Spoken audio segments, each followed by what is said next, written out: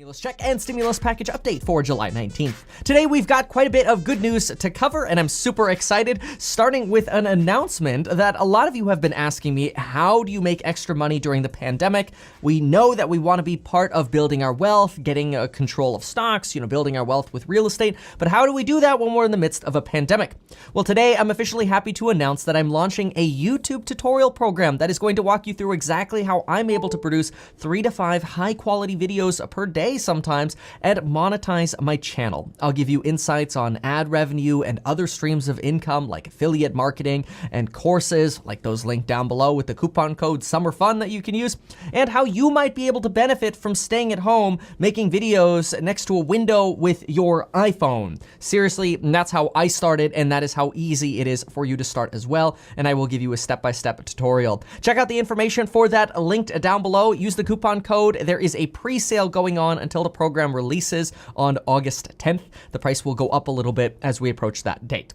Now, let's get into stimulus. First, there were some rumors flying around yesterday that Nancy Pelosi is indicating she's negotiable on the next $600 round of unemployment extensions. This is bad for landlords, this is bad for tenants, and this is bad for those on unemployment. Because if Nancy Pelosi, the Democrats, the cheerleader of the $600 extension, is coming across as negotiable in the media, then it's all but dead. And this information first came around Wednesday, and this was quickly debunked. By Thursday, Nancy Pelosi corrected her statements, but I have still heard this information floating around on YouTube that Nancy Pelosi is negotiable on the next $600 unemployment upgrade or extension as long as maybe the stimulus check is bigger. Unfortunately, this is wrong, and Nancy Pelosi has clarified this information, which is very, very good news. I'm very happy that she clarified this information. She made it clear that she is still absolutely demanding the full $600 unemployment extension. That doesn't mean she's getting it, but that does mean that she is demanding it. And that any cuts to the rest of the stimulus package would have to be offset by a bigger than $1,200 stimulus check. She wants more money in people's pockets. So this is good. This means whatever implications people took away was a misunderstanding, and Nancy Pelosi has made it very clear she is in full support of the $600 extension and $1,200 stimulus check.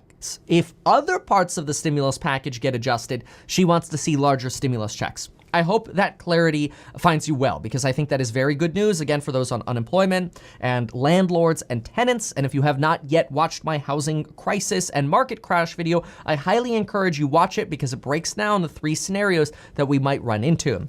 Now, Nancy Pelosi wants to see the package negotiated as a whole. We know that. And I have a question for you.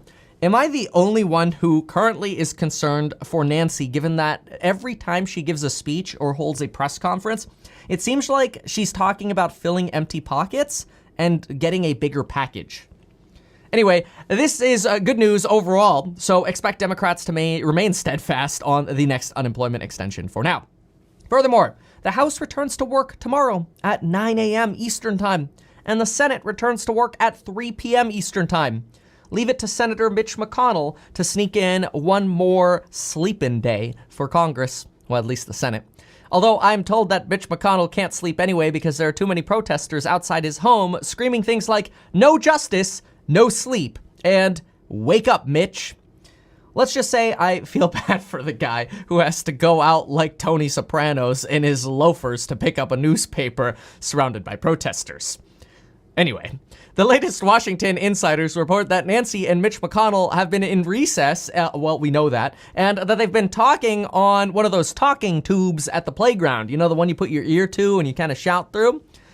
As far as any of the insiders can tell, both of them are on board with more testing, treatment, contact tracing, and funding for schools and funding for the CDC. In fact, Republicans are seeking billions of dollars of more funding for the CDC to expand their ability to help fight this pandemic. However, the Post reported yesterday, which almost every single media has picked up, or media outlet has picked up after this, that the White House now aims to block further stimulus money for the CDC, the White House is saying that the CDC should finish spending what they have already received rather than asking for more money. This led to another media frenzy yesterday and wild speculation over why the Center for Disease Control and Prevention wouldn't be included in the next round of stimulus funding. And this also comes a week after the Department of Health and Human Services, which is a department that had its director replaced by Donald Trump, complained that the CDC data was too slow. And so they added themselves to the mix of the data collection process to try to speed things up.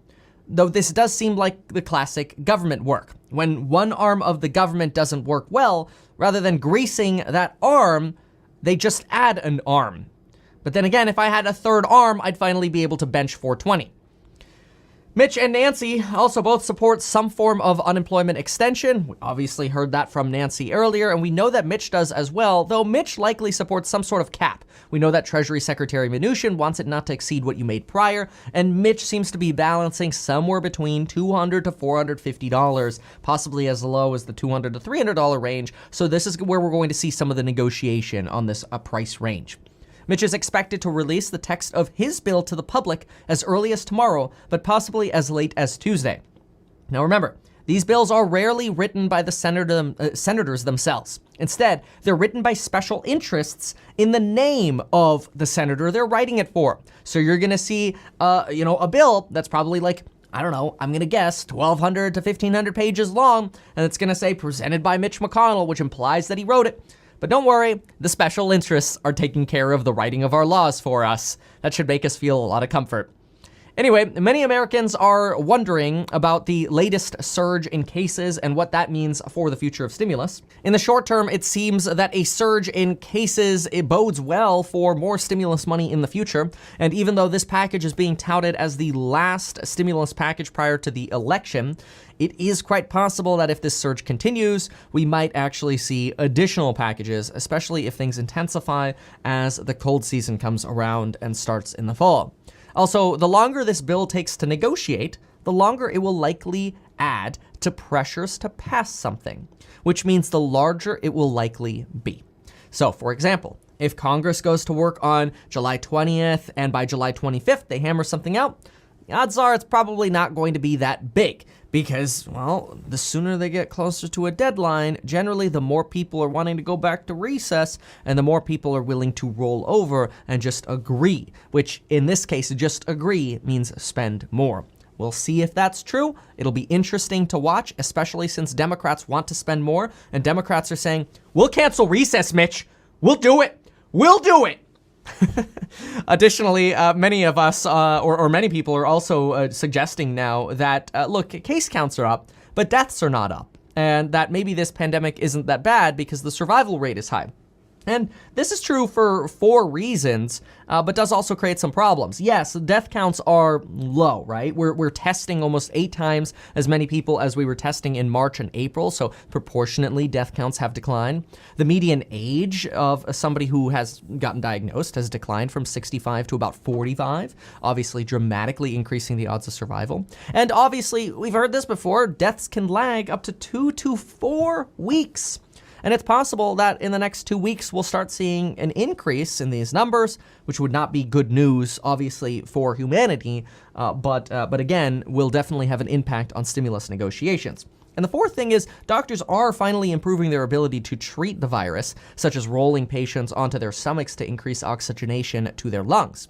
So this is definitely the perfect time to remind you to get life insurance in as little as 5 minutes. You can Android pay for it, you can Apple pay for it, link down below. Really easy, it's surprisingly easy. It's a new fintech company. They are so good. And get 2 completely free stocks with Webull. Deposit $100, get 2 free stocks worth up to $1,400. But now, even though the death count currently is remaining stable, we are unfortunately starting to see a spike in people passing away in states like Texas and Florida, and the states are slowly ramping up to prepare for even more. So this is already sort of kind of premature, but it is starting to sound like bad news. And again, this is going to come at the same time as Congress is negotiating the next rounds of stimulus. Businesses in California are also heavily ignoring the governor's mandate to shut down again. The 25-year-old owner of a gym in San Diego was featured in the LA Times saying, quote, "If I had to close again, there's a possibility I'd have to close these doors forever, and I'm not going to let that happen. I've worked nonstop, taking virtually no sick days to build something up from nothing. I won't let it get destroyed." And this honestly reiterates the outrage many Americans are facing and feeling, being forced to shut down, but not being compensated appropriately for the shutdown while the rich line their pockets. Donald Trump blames Democratic governors, by the way, for these shutdowns and insists that these shutdowns are designed to hurt his re-election campaign. Well, folks, I'd say overall, we've got good news here. Mitch is waking up. Congress is going back to work. We know that Nancy is going to hold firm on the $600, and she's willing to cancel recess. We also know that at least Congress is fighting to support the CDC. We'll obviously see how that debate unfolds. In the meantime, check out that YouTube course in the link below. Check out that pre-sale. Let me know if you're interested. Let me know what you want to see in it. Leave a comment down below. And folks, we'll see you next time.